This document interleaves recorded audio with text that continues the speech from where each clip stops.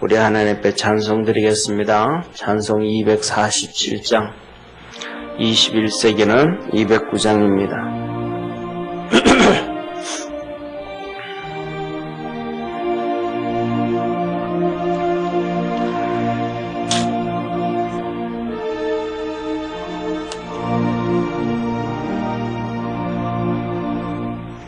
이 세상 풍파 심하고 또 언론 질고 많으나 나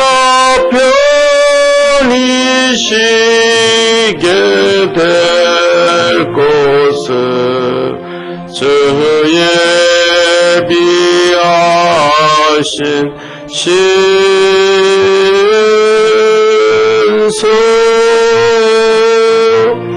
그 향기로운 기름을 주에게 부어 주셔서 내 기쁨도 해주는 것 주 피로 사신 신수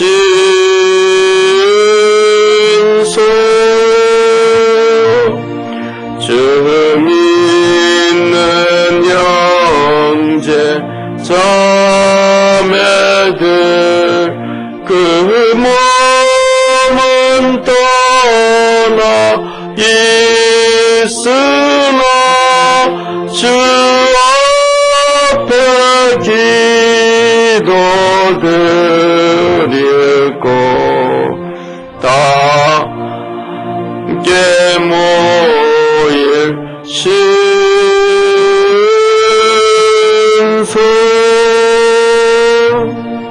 내 손과 여가 굳어도 내 몸에 피가 식어도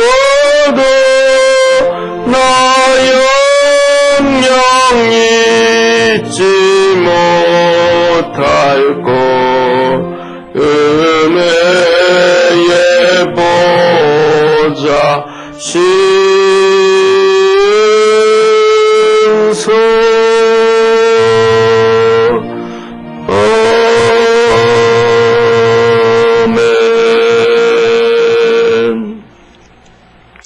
우리 하나님 말씀 같이 보겠습니다. 레위기 13장 1절에서부터 8절까지 레위기 13장 1절에서 8절까지 한 절씩 교독하겠습니다. 여호와께서 모세와 아론에게 일러 가라사대 사람의 피부에 무엇이 돋거나 딱지가 않거나 색점이 생겨서 그 피부에 문둥병같이 되거든 곧 제사장 아론에게나 그 자손 중 한 제사장에게로 데리고 갈 것이요.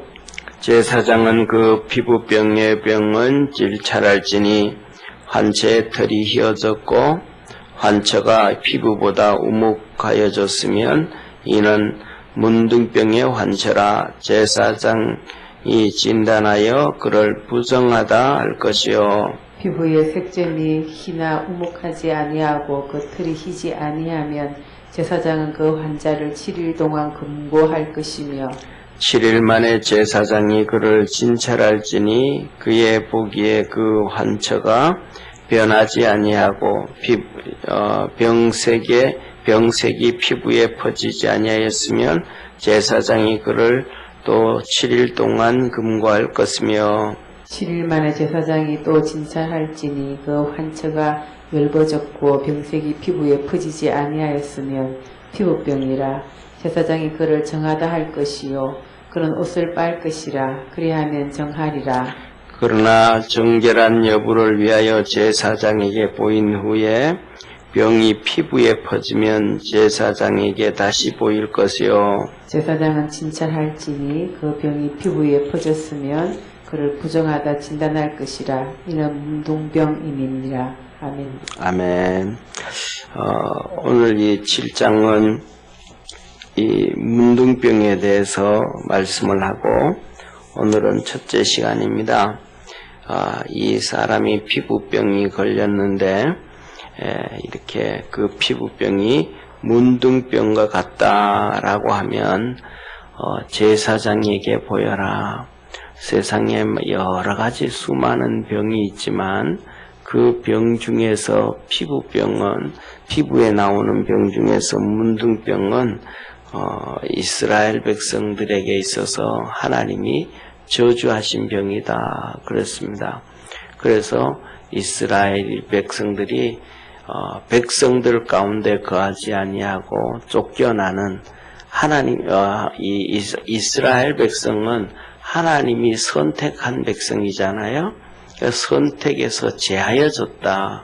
그래서 그 사람은 가족도 다 버려야 돼요. 그러니까 우리가 살아가면서 이제 우리 한국은 기독교의 시장으로 되어진 게 아니고 그냥 이 샤머니즘이라든지 또 그 옛날에 2000년 전부터 이 불교가 들어오고, 불교도 이제 크게 나누면 소승불교, 대승불교가 있는데 대승불교 들어오고, 그 다음에 또 이렇게 계속해서 그 다음에 조선 400년 동안, 조선 500년 동안, 그리고 지금 100년, 그러니까 600년 동안 또 유교가 들어오고, 그리고 이제 기독교가 들어온 지 이제 120년 정도 이렇게 138년이 됐단 말이에요. 이렇게 들어왔단 말이에요. 그러다가 보니까 우리 민족의 이 토대 위에 뿌리는 뭐냐 하면 이 샤머니즘, 불교, 유교 뭐 이런 것들이 이렇게 다 퍼져 있어요. 그리고 그 가운데 이제 잠깐씩 예를 들면 뭐 하늘 사상이라든지 이런 것들은 통일 신라 시대 때 들어온 기독교가 있어요. 우리나라에 복음이 두 번째 들어왔거든요. 첫 번째는 나중에 지금 우리가 믿는 기독교는 1882년에 들어왔지만, 그거보다가 우리나라 기독교가 통일 신라 시대 있잖아요. 그죠? 통일 신라 시대 때 경교라고 하는 기독교가 들어왔습니다. 이 경교라는 것은 공경할 경자의 종교교자에서 하나님을 공경하는 종교다. 그래. 하나님을 그래서 하나님을 존경하는 종교다. 그래서 이것이 어디로 이렇게 같이 들어왔냐 하면 예수님의 제자 도마 있잖아요. 예수님이 부활한 것도 부인했던 그 도마가 예수님이 부활하신 것을 제대로 보고 이제 사명을 제대로 받아서 복음을 전합니다. 그래서 복음을 전해서 그가 인도 지방에 가서까지 인도 지방에서 순교를 당하는데, 그 인도 지방의 힌두교잖아. 인도가요. 힌두교. 그런데도 그 도마가 순교당한 지역은 거의 90% 이상이 기독교예요. 그래서 그때 도마가 쉽게 말하면 어떻게 순교를 당하냐면 이 몸에 이 겁지를 벗겨서 순교를 합니다. 그러니까 정말 가장 고통스러운 순교를 이 도마가 합니다. 그래서 그 도마에 의해서 기독교가 인도로 복음이 되어지고, 더 나아가서 이제 인도를 통해 가지고 우리나라에 기독교가 그때 통일 신라 시대 때 들어옵니다. 그리고 이 아시아로 복음이 들어오는 건 나중에 우리가 아는 것처럼 그때가 언제입니까? 이 징기스칸 시대 있죠, 그죠? 징기스칸 시대도 보면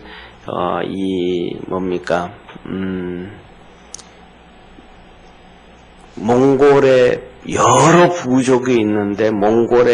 부족이 있는데, 이 부족을 통합해서 하나로 통일시킨 사람이 징기스칸이거든요. 그러면서 이제 이렇게 이 다른 민족들을 또 자기 부족들을 하나 통일시키고 중국을 점령하고 지배하고 막 이렇게 이제 나간단 말이에요. 그때 징기스칸이 통일시킨 그 여러 부족들 중에 한 부족 보면 그 부족 전체가 또 예수님 믿는 부족이 있어요. 예수교 부족이 있어요. 그만큼 기독교는 요새만 이제 근대에만 이 아시아에 복음이 들어온 것이 아니고 그 전에 그 옛날에 들어왔고, 일본 같은 경우에는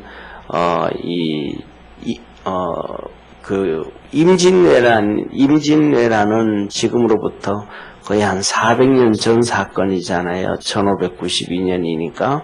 그 전에 벌써 한 1500년쯤 돼가지고 1500년 중반쯤 돼서 그때 일본은 천주교가 들어갑니다. 벌써. 그러니까 천주교가 들어가서 천주교의 핵심이었던 예수회라고 있어요. 예수회라고 하는 그 예수회가 들어가가지고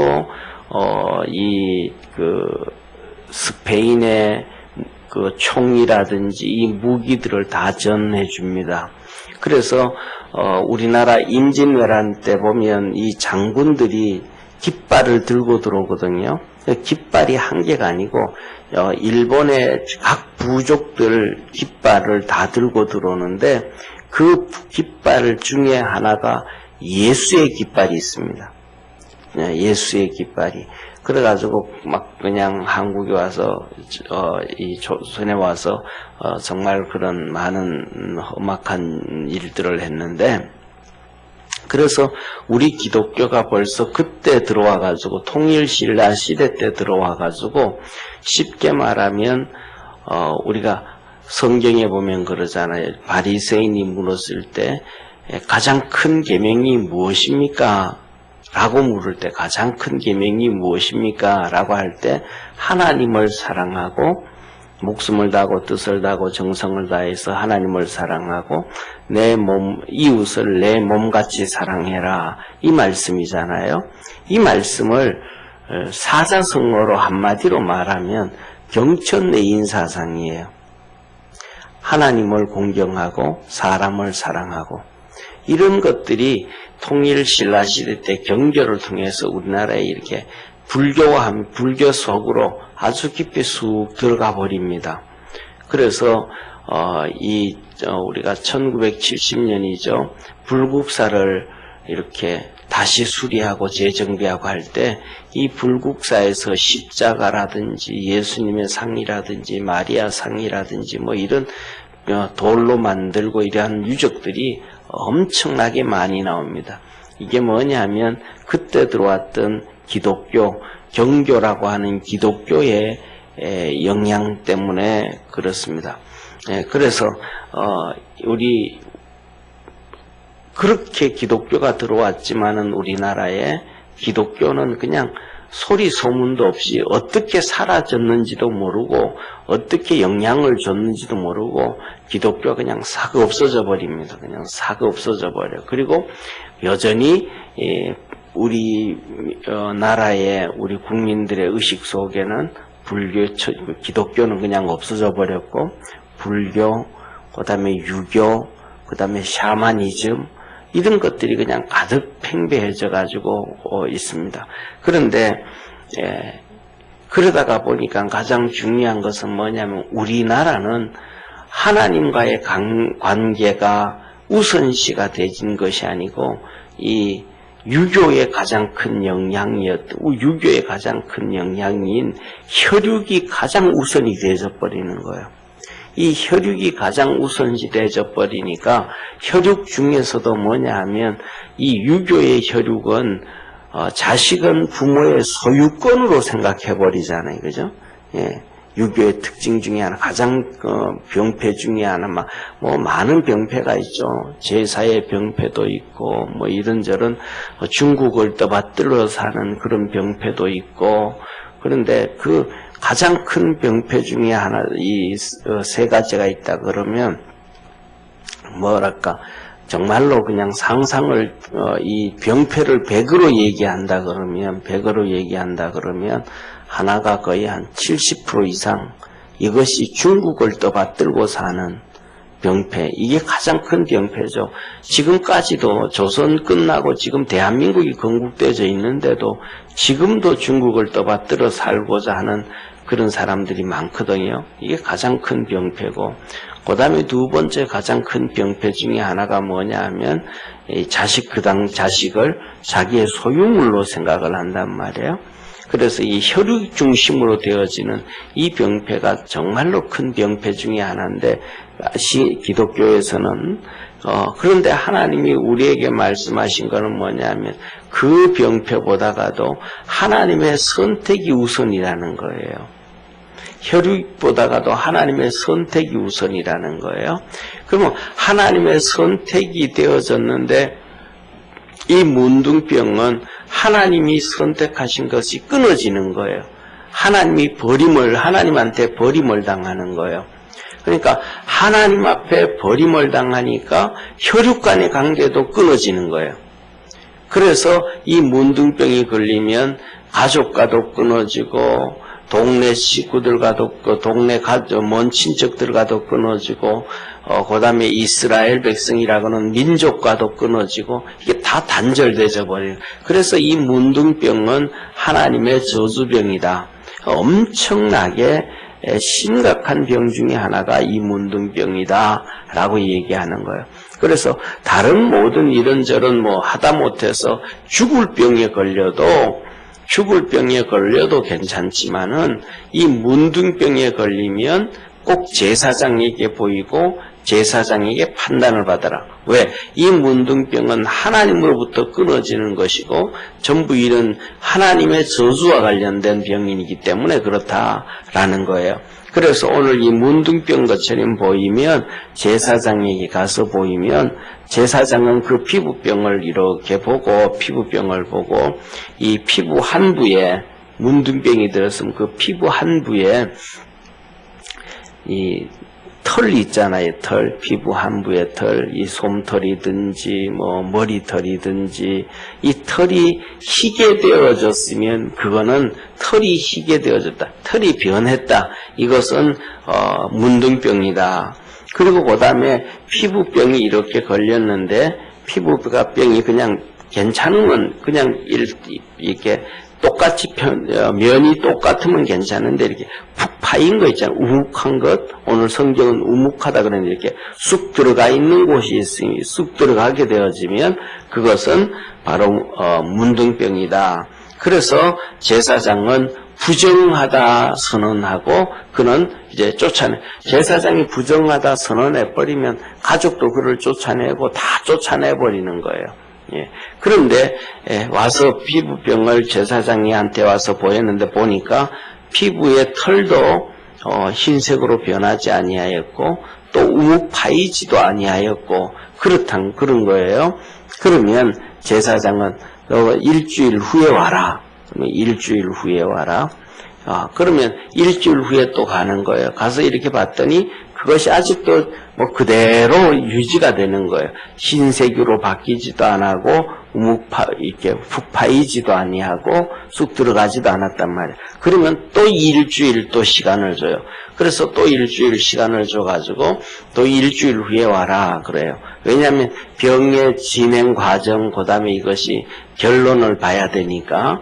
그런데 14일이 지났는데도 불구하고 털이 바뀌지 아니하고 흰색으로 바뀌지 아니하고 이렇게 우묵하게 푹 파이지 아니하였으면 제사장은 이거는 문둥병 아니다, 정하다라고 선언해라.